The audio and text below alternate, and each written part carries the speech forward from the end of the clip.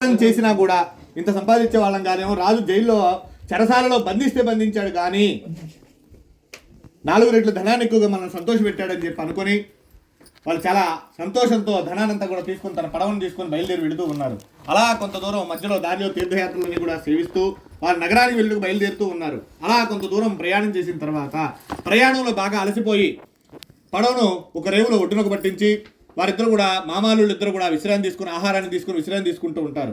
అయితే సత్యనారాయణ స్వామి ఈ వైశ్యులను ఒక్కసారి పరీక్షించాలి అనేటువంటి ఉద్దేశంతో ఆయన కూడా ఒక మాయా సన్యాసి వృద్ధ బ్రాహ్మణ రూపం పొందిన వాడై ఆ వైశ్యుల దగ్గరకు వచ్చి ఇలా అంటూ ఉన్నాడు. ఓ వైశ్యులారా, మీ పడవ ఉన్నటువంటి సామానులు ఏమిటి? పడవ బాగా బరువుతో ఉన్నట్లుందే, ధనం ఉన్నట్లుందే పడవలో అని చెప్పి అనేసరికి ఒక్కసారిగా ఆశ్చర్యపోయి ఈ సన్యాసికి ఎందుకు ఎలా తెలిసింది మనం పడవలో ధనం ఉన్న అని చెప్పి అనుకోని మనసులో, ఓ సన్యాసి, మా పడవలో ధనం అటువంటిది ఏమీ లేదు, పడవలో ఆకులు అలవలలు మట్టి తప్ప మరి ఏమీ కూడా లేవు మా దగ్గర, కనుక దొంగతనం చేయడానికి ఏమన్నా ఆలోచిస్తూ ఉన్నావా ఏమిటి? అటువంటిది నువ్వు మానుకు ఆలోచన ఉంటే దాంట్లో ఆకులు తప్ప ఏమీ లేవు, కనుక నీ చేసేటువంటి ప్రయత్నం నిష్ఫలం అవుతుంది అని చెప్పి చెప్తారు. ఆయన కూడా చిరునవ్వు నవ్వి మంచిది ఆయన అలానే అవుగాక అని చెప్పి ఆయన కూడా వెళ్ళి అదే చెట్టు దగ్గర విశ్రాంతి తీసుకుంటూ ఉంటాడు.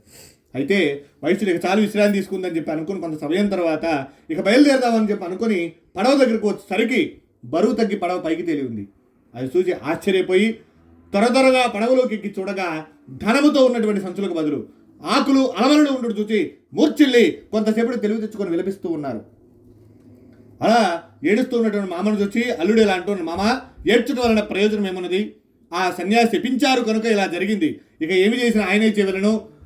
ఆయనతో నువ్వు మాట్లాడినటువంటి విధానం చాలా అసభ్యకరంగా ఉంది, కనుక ఆయన శపించడం వలన ఇలా జరిగింది, నువ్వు వెళ్ళి ఆయన ప్రార్థించడం మంచిది, ఇక్కడ నా దగ్గర కూర్చొని ఏడిస్తే ఎటువంటి ఉపయోగం ఉండదు అనగానే అల్లుడి మాటలు విన్నటువంటి ఆ వైశ్యుడు పరుగున సన్యాసి వద్దకు వెళ్ళి సాష్టాంగ నమస్కారం చేసి, అయ్యా అవివేకిని, అజ్ఞానిని, మీతో నేను పరిహాసంగా మాట్లాడాను, నన్ను క్షమించండి, నా ధనం నాకు వచ్చినట్లు చేసి నన్ను అనుగ్రహింపండి స్వామి అని చెప్పి అనేక రకాలుగా ప్రార్థిస్తాడు. బ్రహ్మాది దేవతలు మీలాంటి వారిని గుర్తింపజాలరు మహర్షులను, ఇక నేనెంత వాడను, నాపై కరుణ చూపండి స్వామి, ఏదో తెలిసి తెలియకుండా మాట్లాడాను, నన్ను క్షమించి నా ధనం నాకు వచ్చినట్టు నన్ను అనుగ్రహింపండి స్వామి అని చెప్పి అనేక రకాలుగా ప్రార్థిస్తాడు. అయితే మళ్ళీ కూడా ఆ వైశ్యుడిపై కరుణ వహించినటువంటి సత్యనారాయణ స్వామి ఆ వైశ్యుని ధనవంతుడు కూడా ఉండినట్లు వరమిచ్చాడు. తర్వాత ఇలా చెప్తాడు, ఓ వైశ్యుడా, సత్యనారాయణ స్వామి వ్రతాన్ని చేస్తా అని చెప్పి ఆ వ్రతము చేయకుండా వల్లనే నీకు ఇటువంటి దుఃఖాలు సంభవించాయని చెప్పి ఇంటికి వెళ్ళగానే వ్రతాన్ని ఆచరించు అని చెప్పి మళ్ళీ ఆ వర్తకుని ధనవంతుడు కూడా ఉన్నట్లు వరమిచ్చాడు. తర్వాత ఆ వైశ్యుడు మళ్ళీ పడవ దగ్గరకు వెళ్ళి పడవలెక్కి చూడగా ధనసంచులని కూడా యథాప్రకారము ఎక్కడిదక్కడ ఉండడం చూసి చాలా ఆనందించి స్వామికి నమస్కారం చేసుకొని ఇక తన నగరానికి బయలుదేరి వెళుతూ ఉన్నారు. అలా కొంత దూరం ప్రయాణం చేసిన తర్వాత, అల్లుడా, అదే మన రత్నపురం అని చెప్పి తమ రాకను భార్యాభర్తలకు తెలిపమని దూతను పంపిస్తాడు. అల్లుడా, అదే మన రత్నపురం, మనం వచ్చేసాం మన నగరానికి అని చెప్పి తమ రాకను భార్యాభర్తలకు ఇద్దరికి కూడా తెలిపిన దూత వెంటనే నగరానికి వెళ్ళి, అమ్మ లీలావతి, కళావతిని భర్తాలు ఇద్దరు కూడా వచ్చి ఉన్నారు, ఇప్పుడే పడవ ఒడ్డునకు చేరింది, కనుక మీ ఇద్దరిని వెంట పెట్టుకుని తీసుకుని రమ్మన్నారని చెప్పి చెప్తారు. అయితే అదే సమయాన వారి ఇంట సత్యనారాయణ స్వామి వ్రతం జరుగుతూ ఉంది. అలా వ్రతము జరిగేటువంటి సమయంలో భార్య తన భర్త అల్లుడు ఇద్దరు వచ్చారనేసరికి లీలావతి చాలా ఆనందించి, అమ్మాయి, సత్యనారాయణ స్వామి వ్రతాన్ని కాస్త త్వరగా ముగించిరా, నేను మీ నాన్నగారిని చుట్టానికి వెళుతూ ఉన్నాను, నువ్వు కూడా త్వరగా అల్లుడిని చూసి చాలా కాలం అయింది కదా అని చెప్పి అని కాస్త కూతురుని తొందర చేసి తన భర్తను చుట్టానికి వెళ్ళిపోయింది లీలావతి. అయితే కళావతి కూడా పూజ పూర్తిగానే చేసినది, కానీ తన భర్తను చూడాలి అనేటువంటి ఆత్రుత తను కూడా కాస్త పూజ త్వరగా ముగించి తన భర్తను చుట్టానికి వెళ్ళేటువంటి సమయంలో స్వామి యొక్క తీర్థ ప్రసాదాన్ని తీసుకోవడం మర్చిపోయింది.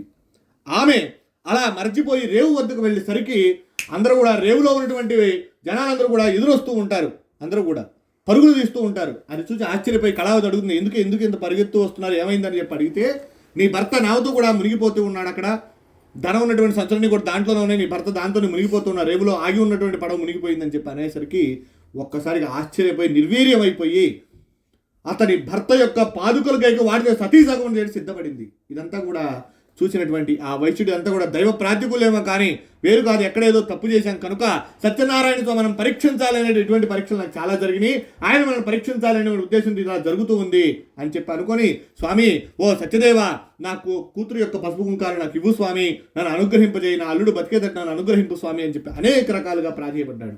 తర్వాత సాష్టాంగ నమస్కారం చేసుకొని, స్వామి ఏదైనా తెలిసి తెలియకుండా తప్పు జరుగుంటే నన్ను క్షమించండి స్వామి అని చెప్పి ప్రాధేయపడితే అంతా వైశ్యుడిపై కరుణ వహించినటువంటి సత్యనారాయణ స్వామి ఆకాశవాణి నుండి ఆయన మాటలు వినబడుతూ ఉంటాయి.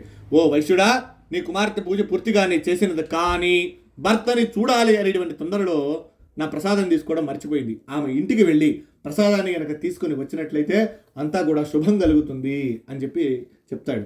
వెంటనే ఆ మాటలు ఎప్పుడైతే ఆకాశం నుండి వినబడ్డాయో కళావతి పరుగున ఇంటికి వెళ్ళి స్వామికి సాష్టాంగ నమస్కారం చేసుకొని స్వామి యొక్క తీర్థప్రసాదాన్ని స్వీకరించి ఆమె తిరిగి మళ్ళీ కూడా రేవు వద్దకు వచ్చేసరికి తన భర్త నామతో కూడా పైకి తేలి ఉన్నాడు. అది చూసి అందరూ కూడా చాలా ఆనందించి చాలా సంతోషించి, అప్పుడు కళావతి తండ్రి ఇంకెందుకు ఆలస్యం, ఇంటికి వెళదాం రండి, ఇప్పటికే చాలా కాలం అయిందంటుంది. కానీ వైశ్యుడమ్మ ఇంటికి వెళితే అనేక రకాలైనటువంటి సమస్యలు ఎదురవుతాయి ఇంకా కనుక నేను ఇక్కడే ఇదే రేవు వద్ద సత్యనారాయణ స్వామి వ్రతాన్ని ఆచరించిన తర్వాత నేను ఇంటికి వస్తానని చెప్పి అదే రేవు వద్ద సత్యనారాయణ స్వామి వ్రతాన్ని తన బంధుమిత్రాలను బ్రాహ్మణులందరినీ కూడా పిలుచుకుని వచ్చి మహావైభవముగా సత్యనారాయణ స్వామి వ్రతాన్ని ఆచరించాడు. తర్వాత అందరితో సహపంక్తిగా కలిసి భోజనాన్ని చేశాడు. భోజనం చేసి అందరికీ కూడా బ్రాహ్మణులు అందరికీ కూడా విశేషమైనటువంటి దక్షిణ తాంబూలాదులు ఇచ్చి సంతోషపెట్టి వారి యొక్క ఆశీర్వచనం తీసుకొని సుఖముగా అతని ఇంటికి వెళ్ళాడు. అది మొదలు ఆ వైశ్యుడు ప్రతి పౌర్ణమి రోజున ఏకాదశి నాడు రవి సంకరణ దినమున సత్యనారాయణ స్వామి వ్రతాన్ని ఆచరిస్తూ ఇహలోకములో సకాల సిరి సంపదలు పొంది పరమున మోక్షమును పొందిను. శ్రీ స్కాందే రేవాకండే సత్యనారాయణ స్వామి వ్రత కథాయాం చతుర్థోధ్యాయ సమాప్తః. జై బోలో రమా సత్యనారాయణ భగవానుకి జై. అక్షంతలు మీసారి అక్షంతలు తీసుకోండి. అక్షంతలు